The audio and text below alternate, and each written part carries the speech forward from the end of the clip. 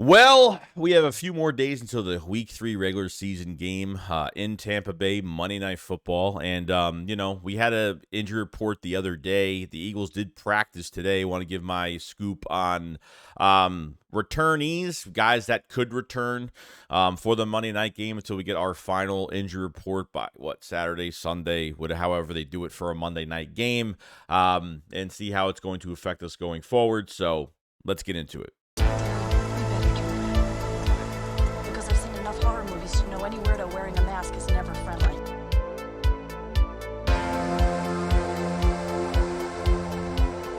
Yo, what is going on, guys? I hope everyone's having a fantastic day. I hope everybody is looking forward to Monday Night Football. We are getting there. It feels like it's been a while since we've played, right? I mean, sometimes you go from a short week, do you have to wait until all the way to Monday night? But I think this was the perfect point where the Eagles really needed a lot of rest. A short week in the first week is the worst situation for any football team, not only to prepare, but if you have injuries, it's hard to keep guys on the field when you have games that are that close to each other. And you had 10 days to you have 10 days to kind of get these guys prepared and to see who's coming back. And for practice today, definitely a lot to talk about here. Quez Watkins was working the jugs machine today. He did not practice the other day. Was more observant of practice and stretching and stuff like that today, but I got to see what they're doing with him yet. I know we could complain about, the tight ends don't get enough targets. The wide receiver threes don't get enough targets. We don't know A.J. Brown hasn't had his big game yet, which I think he will this week.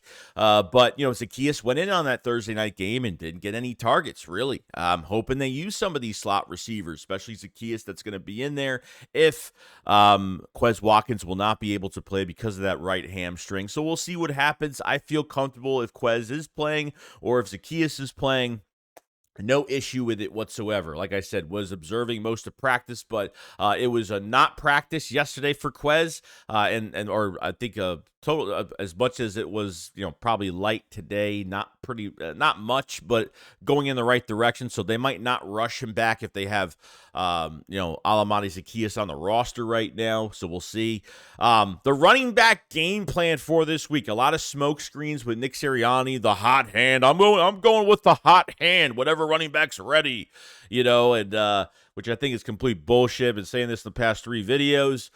So what it looked like at practice for the day was there was inside, handoff exchange period with Jalen Hurts. It looks like Swift was first in line. Then it was Gainwell. Then it was Penny. Then it was Scott. So it's a good thing. I mean, at least we're seeing it on the practice field that Swift is getting the ball first.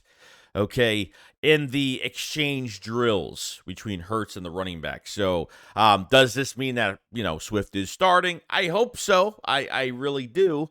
And I feel like down the line of this season, they have to get more guys involved. And I'm not saying all the running backs in general, but I'm saying you need to get these running backs in the passing game too. I think that's one element that we really needed last year, that we really need this year.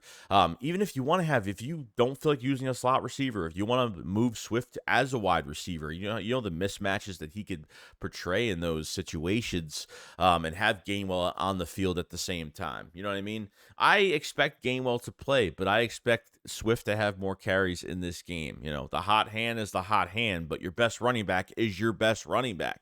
Okay, cannot make it obvious just like the first game when it was so disgustingly horrible, where Swift only had 1 carry and Gainwell had 14, 15 carries, only had 50-something yards. Okay, during Swift's 175-yard, 28-carry game last Thursday night, it really shows you, you know what I mean? I think this running back core as a whole is great, but you got to have a good combination, a 1-2, maybe a 1-2-3 punch. I mean, I actually really liked even last week between Swift and Scott, just a lot of speed there, which I thought it was great. And Kenny Gainwell is going to give you a lot, can give you a lot in the passing game, could give you a lot just as a running back in general. But this is what it looks like in practice right now. So we'll see what it looks like on Monday night with this running core. I hope the run game works. The more they run, the more successful they are at the run, the less that Jalen Hurts has to do as a quarterback, the less strain that he has, and hopefully can open up the passing game a little bit more. I know this is a pass first team, but I don't want this. I don't know if this is going to be a reminder of 2021 where we have to get the run game going and kind of ease Jalen Hurts into the passing game. There shouldn't be any easing. I understand like Hurts played so well last year. It's not regressing. People are kind of worried about that. It's not that, man. It's just when you had Steichen and when you go to Brian Johnson, it's just different. The route combinations, just the 4 or 5 combination plays to kind of, you do a bunch of plays on your list to kind of get Jalen Hurts going. And Brian Johnson just can't do that right now with getting Hurts into a rhythm, as I've said a million times. But these running backs are heavily involved too, which I think is really important. Devonte Smith, not much of a practice yesterday, a light practice, and it's going on with his. He's got a compression sleeve on his right leg as of right now, so he's got the hamstring thigh type injury. So they're taking it easy with him, but it looks like Devonte Smith will be playing on Monday Night Football, and Devonte Smith hasn't missed a game, which in the report I was like, you know what, Devonte Smith has never missed a game since he's been drafted, and definitely want to keep that going. We need Devonte Smith, obviously, going into this game, and hopefully we see more going down the line. But they're definitely taking it easy with light practices with him, very light practice, and rest the next couple days, which we really do need. So we'll see what happens with that. And then really relaying ourselves to the rest of the injury report. That was from really yesterday that it could change. Terrell Edmunds was back. I know he had an illness the other day. He is back. Boston Scott is obviously back. Quez Watkins, light practice. Reed Blankenship should be on his way to play this week. Bradbury is going to play this week. He is fine. He is off the concussion protocols. I think he's been practicing. The past couple days. It could be just one day, but still is back. Fletch should be back. Zach Cunningham should be back. Jordan Davis should be fine. Kenny G is back. Devonte Smith will play Monday night. Jack Stahl has an ankle light, so he should play, and Josh Sweat has a toe, and he's light as well. So a majority of this whole, besides Nakobe Dean, okay, and besides Avonte Maddox, a majority of our players should be returning. And Monday night makes me worried a little bit. It's not because of the Buccaneers. It's because of, the Monday night curse is real this year. The amount of injuries that are happening on Monday Night Football is ridiculous. Baker Mayfield has been pretty damn good, I got to say. I mean, he's like 86, 87% on third down. Number 1 in the league on third down. So I know that he hasn't done well when it comes to pressure, but they have to pressure him. They have to bring the boom. They got to bring everybody, and we have to get as much out of this defensive line as possible, and they cannot put cushion. This secondary needs to not, put too much cushion for, Mike Evans and Godwin. Like you just can't do it. And, it's going to be a good game. It's going to be an exciting game. I think the Eagles can win this game, no doubt. I think they can win almost any game, to be honest, because I don't think we've played up to par. We haven't played up to our standard. We look at this game that we had in 21 with Tampa Bay and the wild card game, since maybe the Buccaneers are looking at a lot of tape from 21 when they faced Jalen Hurts in the wild card game. Maybe. I don't know. It could be. Maybe they do more cover zero but bring in like a blitz, or they do some different things. They will be aggressive. That defense for the Bucs hasn't given up over 20 points in 2 weeks. Like, they've done a really good job. But they haven't faced us yet at the top of our game. And hopefully we do bring that. I know Vita Vea was a big problem for Jason Kelce on that defensive line. So I know Vita Vea definitely brought some pressure in 21, and Kelce had a hard time with him. So hopefully, we'll be able to stop him and from pressure getting up the middle. Vita Vea is a very good player.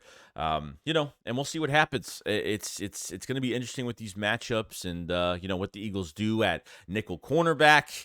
It seems like Mario Goodrich has talked very highly. Josh Jobe has talked really highly from what he did last week. What are they doing with Bradbury? Are they moving him to the inside this week? Do they want to kind of switch some guys around? I don't know. Do they want to completely shadow Bradbury on Godwin the whole entire time, with Slay mostly on Evans? They got to figure it out. You know what I mean? They worked out one older corner this week in William Jackson III, and they haven't brought in anybody else so far. They're trying to get depth more at outside cornerback, I guess. I don't know. There's a lot of young guys on our cornerback position, but sometimes, like I said, you have to throw guys into the fire and just let them play. Last week we did it with Mario Goodrich. We did it with Josh Jobe, and I didn't think they played, I thought Jobe played better than Goodrich, and I thought Goodrich struggled at times, but still played okay, so you get some starting experience there with some of these guys, which is pretty good. So interesting to see what they do there. And lastly, the news from yesterday, which was horrible. Trevon Diggs had a ACL injury at practice the other day, and nobody should be joking about this. This is horrible. This year's injuries are bad. I mean, not only bad, but they're getting worse over time. I do like Diggs and his play. And unfortunately, I really want, when the Eagles and Cowboys face off, I really want these two teams 100%, just so it's a fair play, like at the end of the day, you win, you lose. It's the refs. It's this. There's so much that goes into it now. Obviously, you see what the refs did on Thursday night. That was horrible officiating, with all these cheap shots and all these disgusting things that happened in that game on Thursday night, and nobody was ejected. I just couldn't believe it, how they're just letting these players get away with it. But when it comes to these injuries, it's bad, man. It's not good. A lot has happened, and the Cowboys have lost some players. The Eagles have lost some players. That's just what it is. But prayers up for Trevon Diggs and the rest of the season, and he'll get better. And nobody should make jokes about this, because it could be your player that you really like on your team at the end of the day gets hurt. You know what I mean? How would you feel? And it sucks. I know that Diggs is loved in Dallas.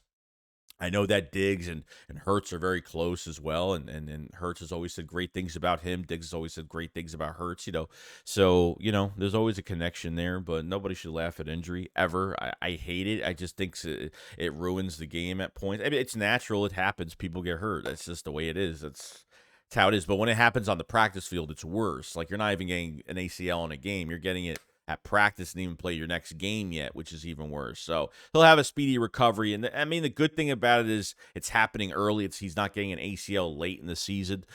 So you know what I mean? So he'll be more than ready next year to return to Dallas. So when you have an early injury like this, not even going into week 3 of the season, so it's probably better it happened this way than it happened at the last game, or the playoff, wherever it's going on. You know what I mean? Late in the season. So that's all I really got to say about that.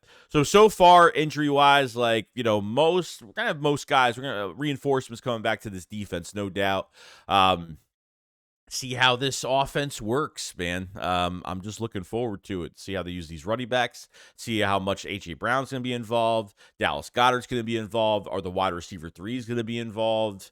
I'm not going to put too much to say they're going to, get the running backs in the passing game. I just feel like they just have to just let these running backs just let them get unleashed, I don't think they're going to be too creative. I'll be shocked if they're that creative, but stop with the screen passes, stop with the, design runs with Jalen Hurts on 3rd and long when you don't need it. Stop with the play action on first down, every first down. It's really annoying at times. So a lot of reinforcements coming back. Let me know what you guys think. Do you feel good going into Monday Night Football against Tampa Bay in Tampa Bay Monday night?